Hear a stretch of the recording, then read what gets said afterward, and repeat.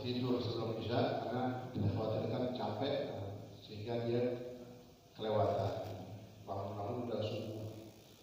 Kalau udah subuh ya jadi sebelum isya. Sedangkan waktu isya itu waktu yang paling panjang. Coba subuh nggak bisa subuh keluar fajar sampai keluar matahari. Subuh dari keluarnya fajar azan sampai keluar nomor matahari selesai. Zuhur sampai asar sampai maghrib sampai isya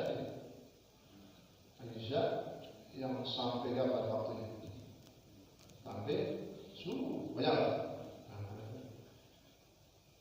Jangan lalu merasa waktunya panjang kita tunda-tunda. Apalagi nanti tidur. Jangan kalau tidur itu tadi yang pada tidur karena dia habis lelah aktivitas di pagi dan siang sampai sore, maka ditakutkan tafwid hilang untuk sholatnya 14. Jadi kenapa dimakruhkannya itu alasannya. Boleh hadis ada. Begitu juga. Udah sholat isya awal waktu. Nabi juga yang orang benci, tidak suka terhadap pembicaraan, omongan atau obrolan yang dilakukan ba'da sholatil isya. Setelah sholat isya. Habis maghrib juga tak boleh. Jadi waktu yang disebutkan dalam hadis ini tambahan waktu-waktu yang jangan dimanfaatkan untuk sesuatu yang tidak ada manfaatnya. Jangan lu pahamnya beda. Wah ini yang dilarang, yang dibenci, yang bisa itu berarti habis maghrib boleh. Ya, habis maghrib waktu tadi saya katakan waktu yang sebentar banget ini. Dari maghrib sampai isya waktunya nggak lama. Maghrib tadi jam berapa maghrib? Maghrib jam berapa? Jam 6 kurang? Lewat sekarang ya? Lewat. Ya, isya jam itu lewat 20. Naik lagi ya, 20 21. Selesai sholat, nggak ada sejam lagi. Makanya dikatakan waktu antara maghrib sampai isya waktu yang barokah, waktu yang mustajab. Umur kita pendek, umat umur pendek. Nah, umur yang pendek inilah jadi umur yang berkah. Dengan waktu-waktu yang berkah ini kita manfaatkan. Alhamdulillah, makanya jangan pernah libur dari ngaji. Kalau memang ada pengajian, alhamdulillah ngaji jam 9 sampai isya selesai. Sebentar singkat, tapi catatannya luas, catatannya banyak banget ya. Kenapa? Misalnya berkahnya waktu yang kita manfaatkan untuk kebaikan, apalagi untuk thalabul ilmi. Nah, ya, selain dalam waktu-waktu yang juga dimakruhkan tadi, misalnya akan sebutkan habis maghrib tidak boleh berbicara urusan dunia, apalagi di masjid. Tidak lagi itu larangannya. Tambahan lagi, oleh hadis pada habis sholat isya berarti boleh dong? Boleh juga. Kalau kemarin jelaskan itu omongan, pembicaraan, obrolan yang tidak ada manfaatnya.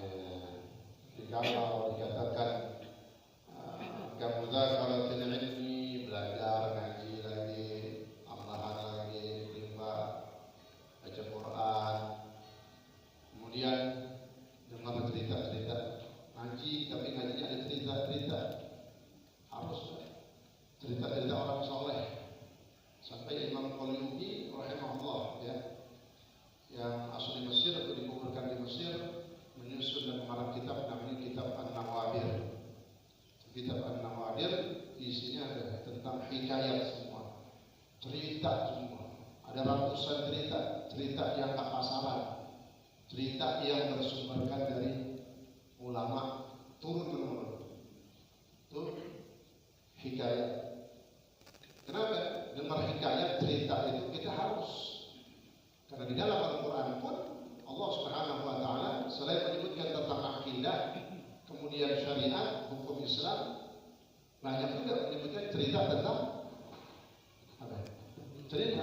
khususnya tentang Bani Israel. Ada keturunan Bani Israel namanya Yahudi.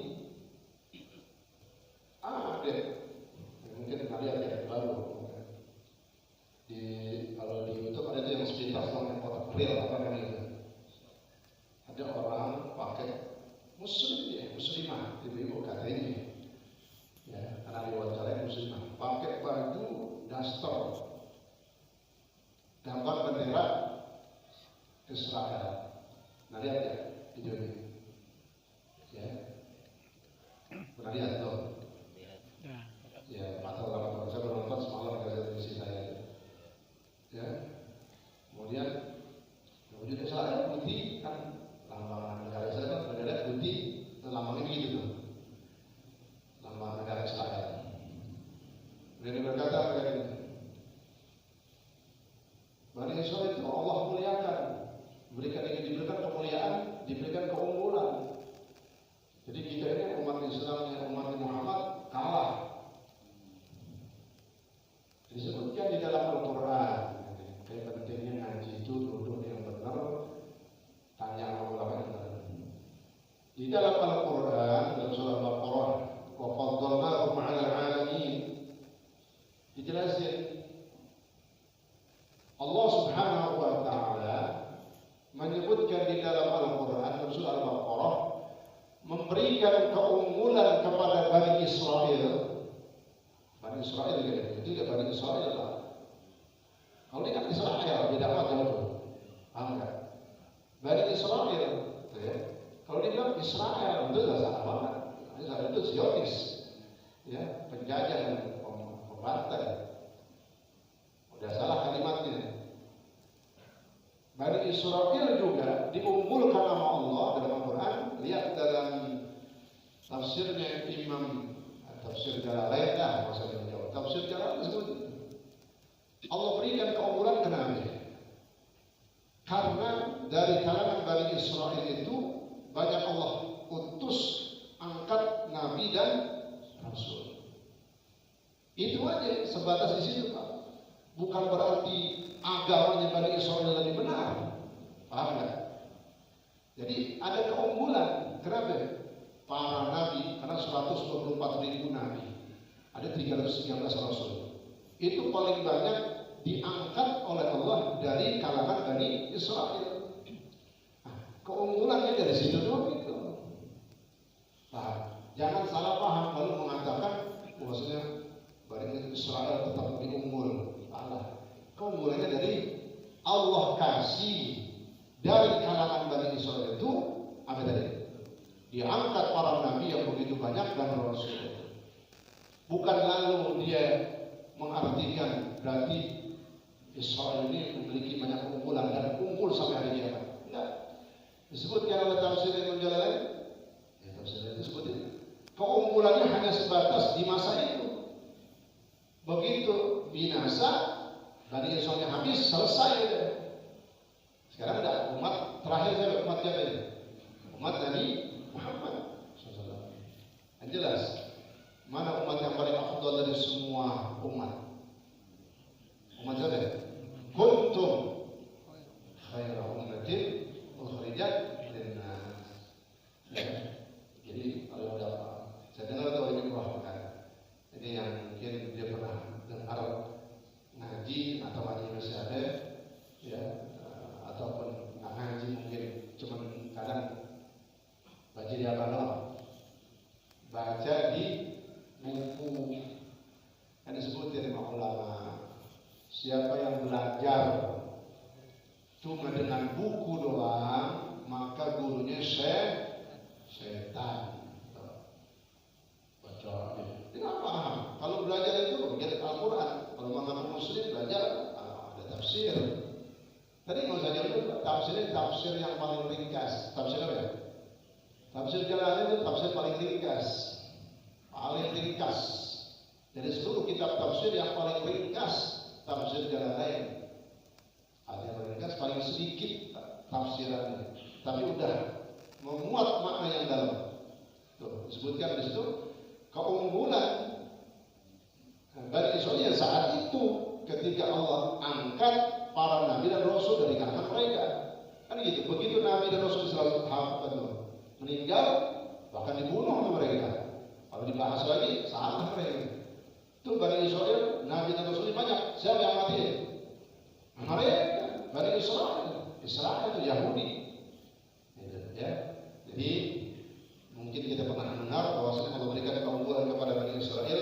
Iya. Ingat penjelasannya, keunggulannya dari segi apa? Dari segi Allah angkat dari kalangan mereka Bani Israel para nabi dan rasul yang banyak banget. Dan itu sebatas di zaman itu aja. Begitu nabi dan rasul itu selesai, mereka bunuh-bunuhin, bahkan ada yang meninggal. Nah, itu selesai kan tadi. Selesai, keunggulannya selesai. Dan keunggulannya bukan dari segi keunggulan umat, bukan, ya, bukan umat dari Israel itu umat yang paling diunggulkan. Nah, jadi memang ada ayatnya wa faddalnahum 'alal 'alamin, dan kami unggulkan kata Allah kalian daripada orang-orang yang lain di zaman itu. Kenapa keunggulannya? Apa tadi? Bukan dari segi agama yang benar, bukan dari segi syariat atau keyakinan yang benar, tapi dari segi di situ Allah banyak angkat para nabi dan rasul.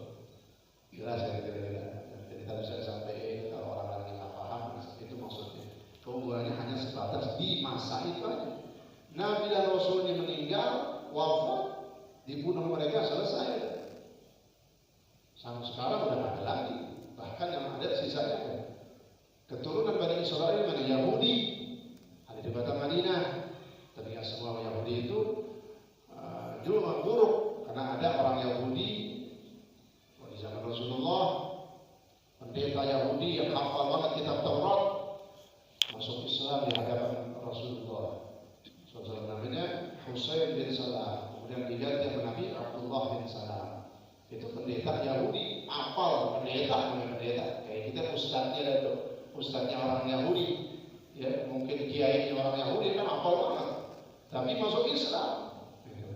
Tapi ada yang Yahudi yang sampai sekarang Allah sesatkan, itulah ya mereka yang Zionis Israel ini yang sekarang terus semenjak puluhan tahun menjajah daripada dan memerangi partai kawan kita Muslimin di Palestina, khususnya di Gaza. Kita doain kehancuran, kebinasaan buat Zionis Israel. Hancur tuh, kalau hancur semua, kalah, dan sekutunya juga semua pentingnya, karena sekutunya itu tuh yang